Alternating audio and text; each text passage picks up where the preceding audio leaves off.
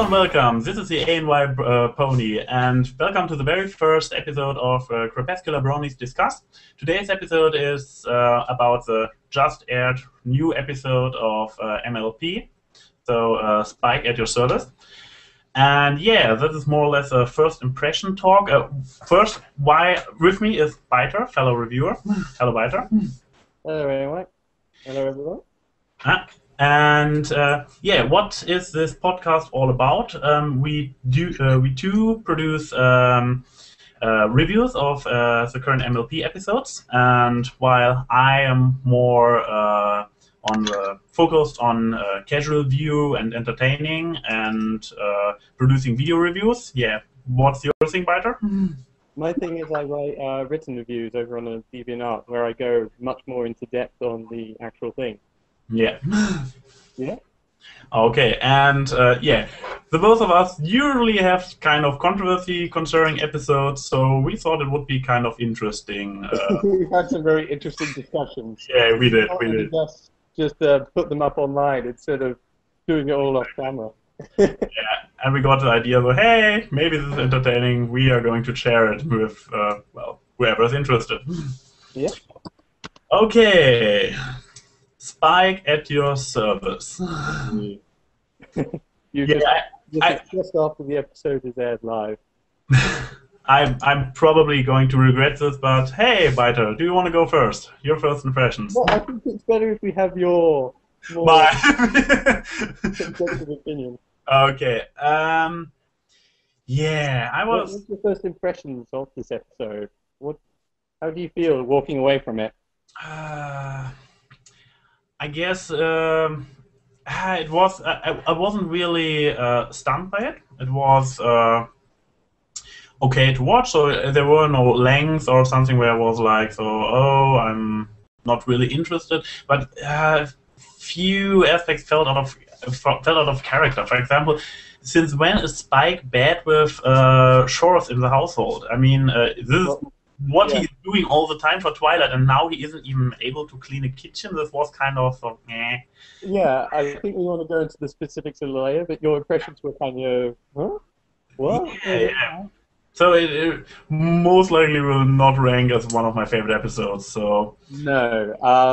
Yeah, this one I was a bit surprised when I looked up on MLP Wikia. It is a combination between Mary Ever Williams and Corey Power. Mm-hmm. Which you know are two of my most favorite authors for MLP. And they brought the bits I love about them the most. You know, you've got the slapstick of Corey Powell and the terrible character writing of Mary Ever Williams, or at least boring character writing. So, I don't know. It wasn't a fun episode to watch. It was kind of retarded. It was a bit. I don't know what went on screen was stupid. I think was my biggest problem with it.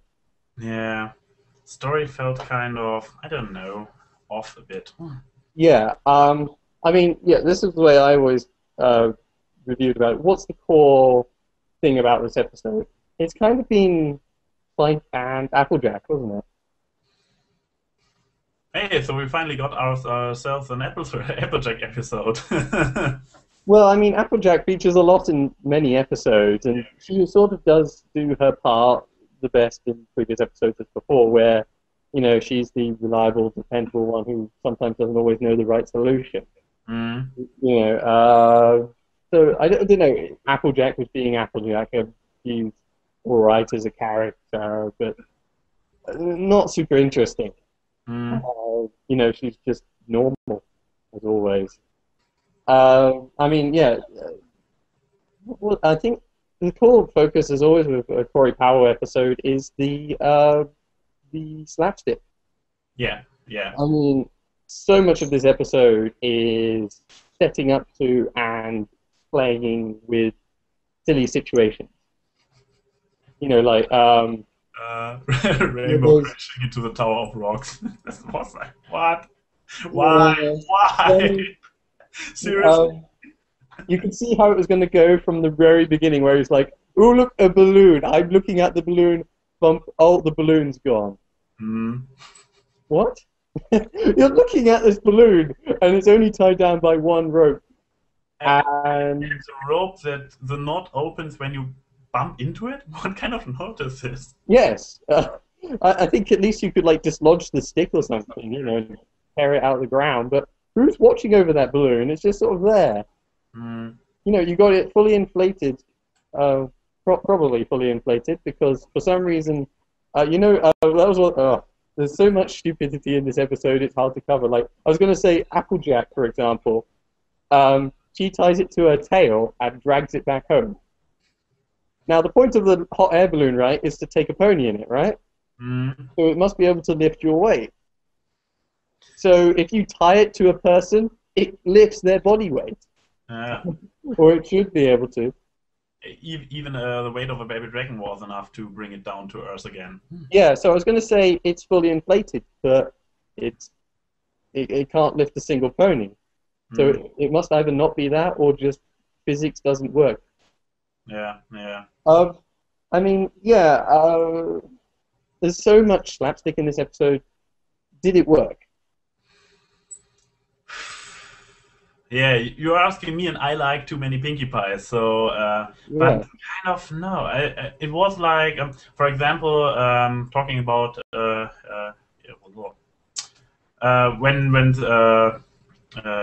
Spike went there to, you need help to breathe, and inflates Applejack, and it was like, no, nobody except Pinkie Pie is allowed to do this.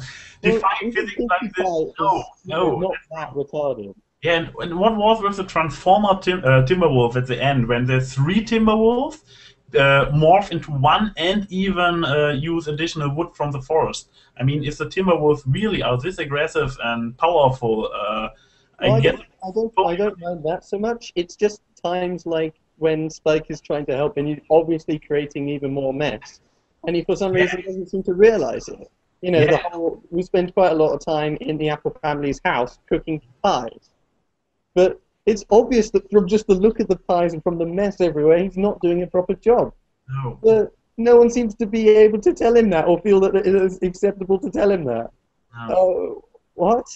Because respecting his dragon code, he drew with crayon. Oh, we started with dragon code. Yeah. But where did dragon code come from? I mean, it's a complete contrivance for the whole episode.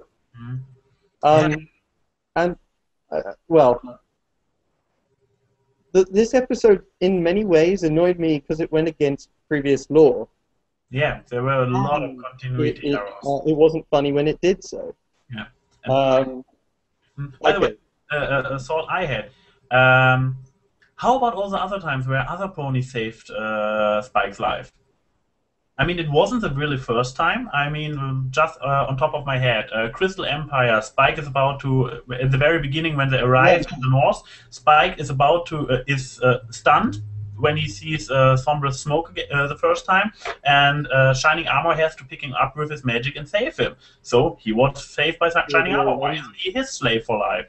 Then there should be so much. The scene at the very end with Cadence, the wife toss. Yeah, right! Cadence should be his mistress for the rest of his life.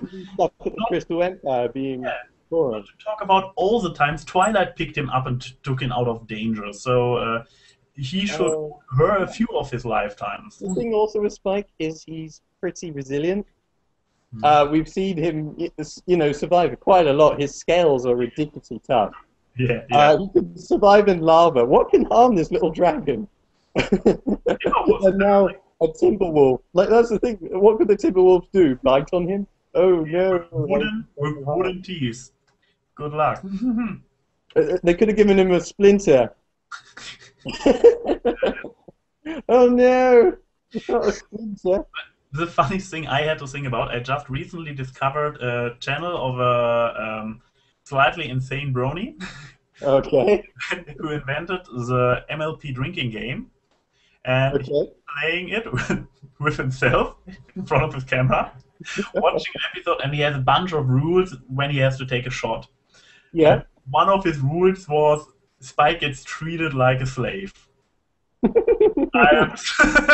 I'm really curious how he's going to survive the news episode. Yeah. I mean, he's not. Spike is literally begging for being enslaved, so god damn it. They ask him to do a lot. He's very servant-like in the series thus far. Yeah, but in a normal way, he just likes to serve, but now he's like, please give me something to do. Whoa, this was creepy. Yeah. It's because for some reason his thing requires him to always serve Applejack and now demand work. Okay. I don't know, what first thing to do obviously is establish. I don't know. How do you feel like Spike is like a character? Excuse me? Because we have had several Spike-oriented episodes, and he often features a lot with Twilight. Yeah, this time he's on its own. Yeah. How do you think Spike is as a character? The problem is I didn't do so much with him, so it was like this thing. It was like his wanting to. He didn't know what to do with himself. So I actually thought this whole Dragon Code thing was just he pretending because he didn't know what to do with himself, and then he went after and when he had the opportunity to say, "Oh, Applejack saved me." I thought this was a reason for him getting so obsessed about it, but that doesn't seem obvious. You seem to just want to uphold his honor through the Dragon Code. Excuse me? He just seems to want to uphold his honor. Yeah. Where did this come from? I mean, yeah. That's what I was going to. Well, that's what I'm saying. What do we know about Spike as a character? Is it concurrent with before? And what we know is an easy Spike episode to write about. I mean, I quite like Spike as a character in the past. He is very, just by his sheer anatomy of a baby dragon, he is very different from all the rest of the characters. He is, he's an interesting one because he's competent, but very baby-esque. He's not written as a baby. He is entrusted by Twilight to be her #1 assistant. Yeah. That's what. Yeah. There's that horrible line. What was it? He said. What was it? I think Rarity said, "Oh, you're his favorite servant rather than your #1 assistant," which is basically Tori Powell's writing, or whoever wrote that line, taking what Twilight is to Celestia and making Spike what Twilight is to Celestia. Which is like, we've established before that that he's the #1 assistant. Why is he now the your faithful assistant? Really? Did your faithful assistant? Yeah. Okay. I didn't. Sorry. I've got a very long rant off the top of my head. Yeah. The point was that Spike is an interesting character in the sense. He is often, like in season 1, the ending episode. He is actually one. Sorry, I believe. He is often quite one of the wisest of the. There's some problem. The broken part. Byter, you're kind of coming, not robotic, but a little bit broken. Don't know. Try again. Sorry.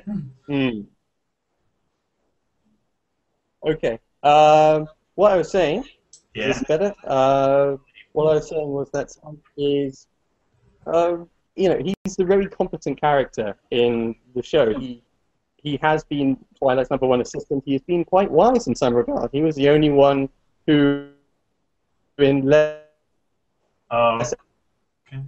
Lesson 0 in season 1, says. Is the only one who actually just wants to have a good time with his friends. So he's not written as a complete idiot. It's often though he's naive, and he's often he can't work for very long. Yeah, sure. And he often is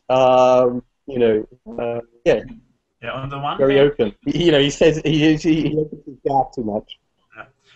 on the one hand, he is the play the baby part of being a baby dragon. They use it for him being sometimes a little bit naive, being having to sleep a bit more. He isn't supposed to stay up long at night. Stuff like this. Yeah. On the other hand, he is quite capable mentally, and he is often enough the voice of reason. So, and now he's doing this. Unreasonable. I have to serve for life. I have to leave my my Twilight, whatever, and yeah, kind of weird. I don't know. Yeah. Well, I've always liked the potential for Spike because he is quite a interesting character to write for. That on one hand, he is very competent. He's the one people can actually rely on above anyone else. He is, but he is also flawed, and he also has an interesting thing with being a dragon, that he is anatomically different from the rest. Yeah. Yeah. And that's there's some really interesting relationships and in character interactions Twilight that Spike can have with others. I mean, we know that this episode didn't capitalize at all on his relationship with Twilight, which we have the most time with, where we know that they live very long and get along very well. Exactly. Well, also, relationships with nobody elsewhere really explored this much. I mean, it's sure he did this whole slave thing towards Applejack, but not really. It was just a scene, not really a relationship in this regard. Yeah, the slave thing kind of has come out of nowhere, and it's contradictory to what we know of dragons in the first place. Yeah, this especially. The dragons are often very teenage douchebags, and now apparently they have a sense of honor. What? And wasn't the point in that in one episode of Dragons? The point in Dragon Quest was he was looking for what his species was like. What being a dragon meant. And in that episode, he finds that they're not really what he liked. That he actually prefers to be a pony in the sense he's a very kind and compassionate soul. And in the end, he doesn't adopt being what a dragon is. In the end, he adopts that little phoenix, which we didn't use at all in this episode. What happened to this? I forgot. I totally forgot about this. Really should have been there.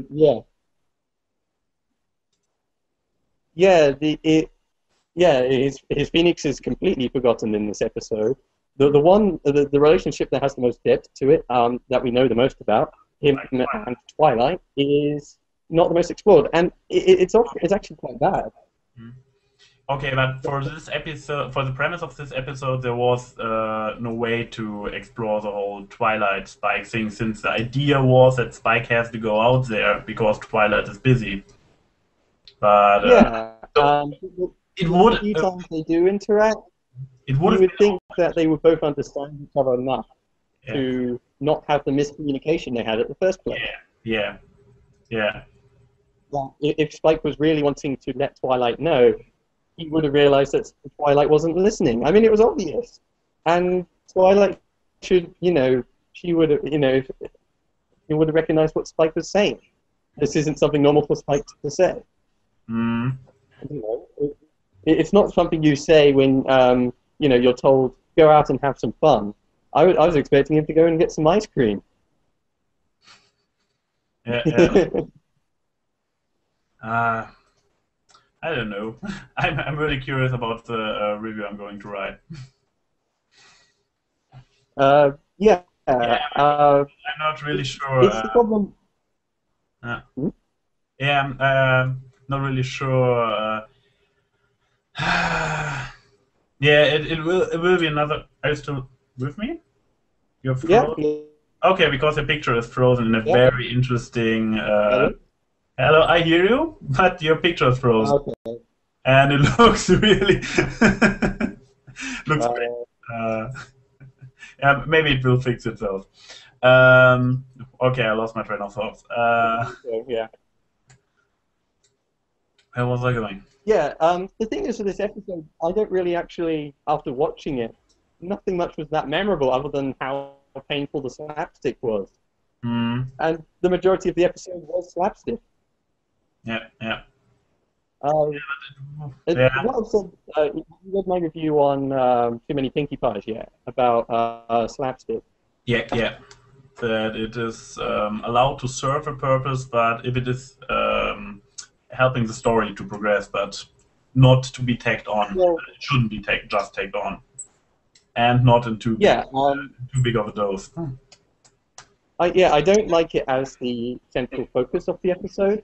Mm. If you're going to use slapstick, though, what I say is though it's a question. It's very similar to a suspension of disbelief. Yeah. That the idea is that slapstick is contrived humor, and for us to enjoy it, we have to get past the contrivance and just enjoy that pie to the face. Mm.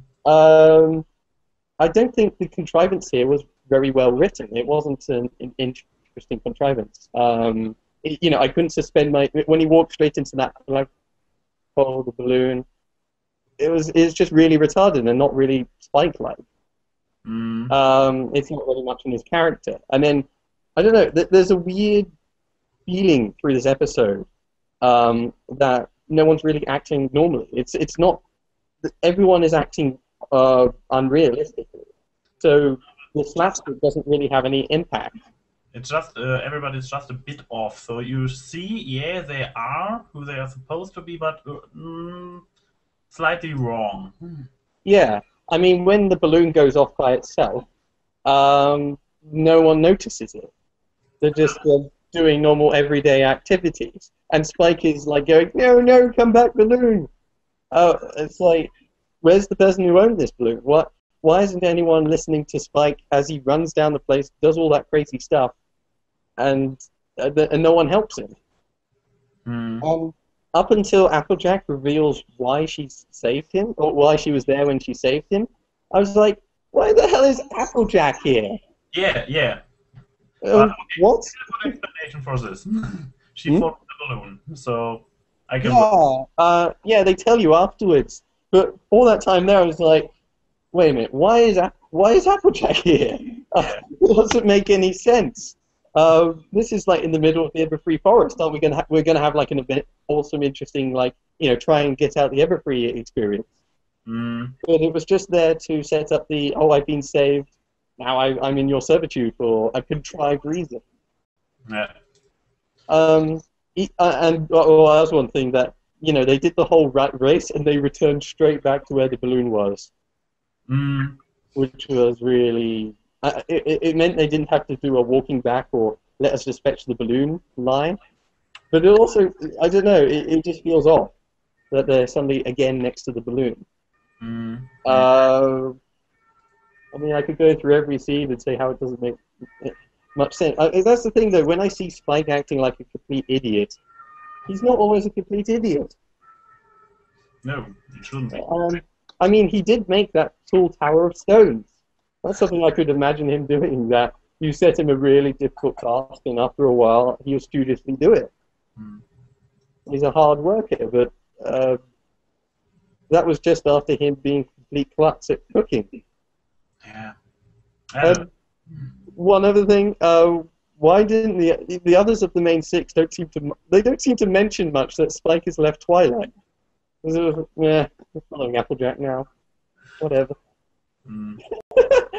I was actually waiting for somebody of the other ponies like Rarity or Rainbow Dash, who were pretty cool with having their own slave, were like, okay, let's create a scenario where I save him so he becomes my slave. But, well, yes, they went through the whole reverse the situation thing, like, oh, you have he's never been a slave. I don't like the term slave. He's always been a willing servant. Yeah. And that's the thing, they've always been his friend. That they all of the main six are his friends, and they do actually have care for one another, I think. it's not just a he's not just a mindless servant. He is one of the group. That they treat him as an equal. But he is acting like one now. Because of the dragon code, which isn't anything like actual dragons. Yeah. And as we've seen before, he actually prefers to think of himself as a pony now. Yeah. Well. Let's look. Most like, let's look where we put this episode in the third season. I guess for you, still Wonderbolt Academy is the bottom. I guess. Yeah. Well, that's the problem, actually. Interesting, because the problem with Wonderbolt Academy for me was the central core drive of it actively antagonized me. Yeah. And this episode did antagonize me, but just because of the combination of slapstick and poor character writing. That, as I was saying before, that I really like Spike as a character. That he has great potential of interaction with the others, because he is both in one sense a very competent character, but also, you know, he relies on the others. Yeah. And that's always an interesting dynamic, that you know, he's the one who will sort out your whole library, but then rely on you to pick him up and put him into bed. And there's a very interesting thing about his motivation that you could do with, and how he is, you know, he is very fundamentally different from everyone. The core drive of this episode, the central arc, the central focus is Spike gets saved. Spike then he becomes indebted to Applejack, and they make him do a lot of silly stuff until eventually he gets unindebted. Did it portray that well? Was it terribly portrayed? I mean, the characters were flat. The slapstick I couldn't get involved with, but I don't know. It didn't as actively antagonize me as in Wonderbolt Academy. It's interesting. It's two flavors of bad meshed together, but it's just poorly. The core story there could have been interesting. We could have maybe done something good with it, but it didn't. Yeah, but in the end, for me, let me recall the third season. It's definitely one of the lesser favorite episodes. How would you say you compare it to Apple Family Reunion? I believe I liked Apple Family Reunion a bit better because because as I said in my review, Apple Family Reunion didn't throw me off at any point. It was like, okay, I can work with the story. I'm not engaged in the story. I don't think it's very interesting, but it is okay. Like I kind of said 3 times at the beginning of the review. It was but this time there were again and again moments where I was like, really, this doesn't really feel natural. So there's something, and it was not just the slapstick. I can work with slapstick, but there were this moment, that the character of Spike was so different. It wasn't interesting. He was just a force of, please let me help. Then Applejack was over her head with the whole situation, not knowing what to do. If she wants to, on the one hand, she didn't want to dishonor him. On the other hand, she really didn't know what to do with him. So, and then of course that's going for the cliche. To know what this dragon code was. It never gets explained to us, but they all just go, "Oh, it's a dragon code." Yeah, and everybody is like, "Oh, it's so important for him. We know." Yeah. When whatever. Yeah. Apparently, even though it's never been around, and in previous seasons we've been shown that he prefers to think of himself as a pony now. Yeah.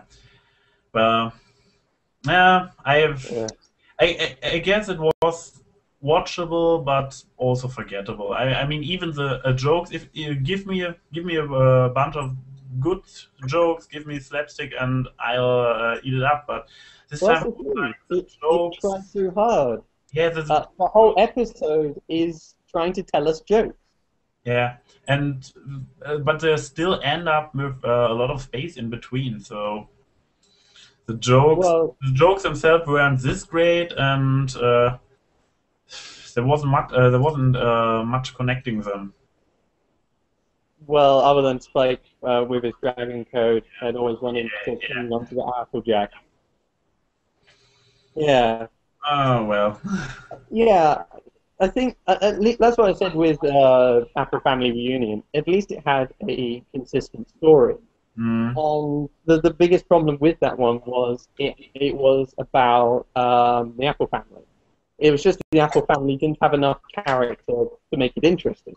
yeah. The thing on this episode, though, is its core drive is going for slapstick Mm, by using interactions with the characters. The thing is, though, it fails on both counts. It fails at what it tries to achieve. mm. No, So I don't, it's in a similar book to Too Many Pinkie Pies in that respect.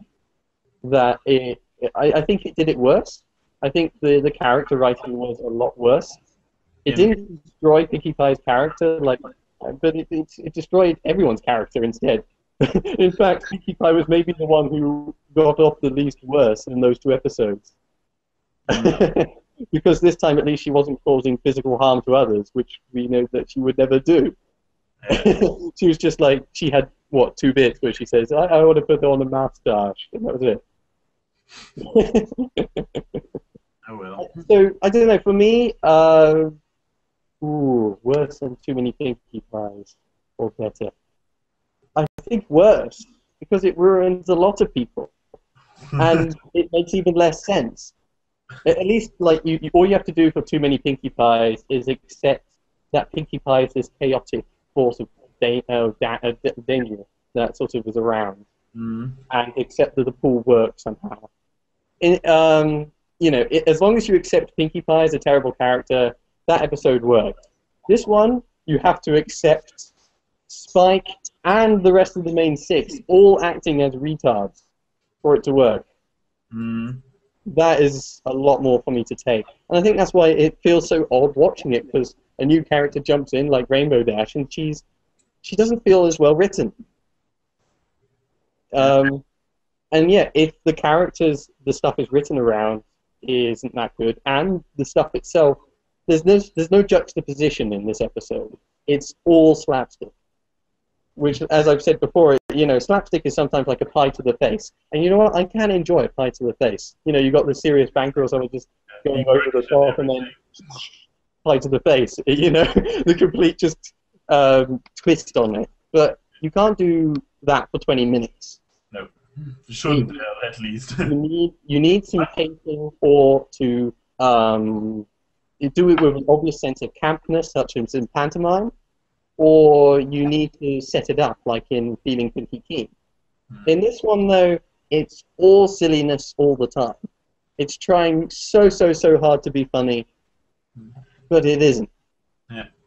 Well, and while it does so, it degrades the characters. Well, for me, it's because I liked most of the episodes so far. I guess I have to watch it back to back with Crystal Empire to decide which one is my least favorite of the 3rd season. Ooh. Ooh. I mean, the thing is, like, yeah, the situation is like Crystal Empire and Apple Family Reunion are trying to create a story. It's just that it lacked character or a core drive to make it interesting. The thing is with this one is it's trying to do slapstick, and it doesn't succeed. Yeah. And in that sense, it's a failed episode in its most basic objective. At least for us two here right now, that when I was watching it, I didn't find the stuff that funny. It seemed just too ridiculous. It seemed too cartoony, which is different from what we've had in season 1 to 2. Ooh, what were the other ones? Sleepless in Ponyville. I mean, that one, like I said, it would just it over focused on its point, but at least it sort of worked. Magic Jewel, that one, you know, the stuff that went on was very good and very interesting and had good character interactions for the most part. Yeah. But there was just too much stuff that there was so that it should have been a two-parter. One Bad Apple. I mean, that one has lots of holes in its story and its characters.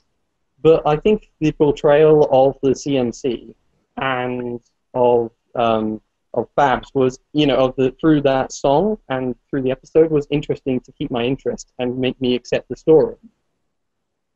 This one, I would put it in the group with Too Many Pinkie Pies, because it's a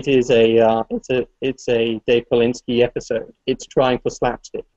This time though, it doesn't do slapstick very well again, and it also does bad character. A lot worse character.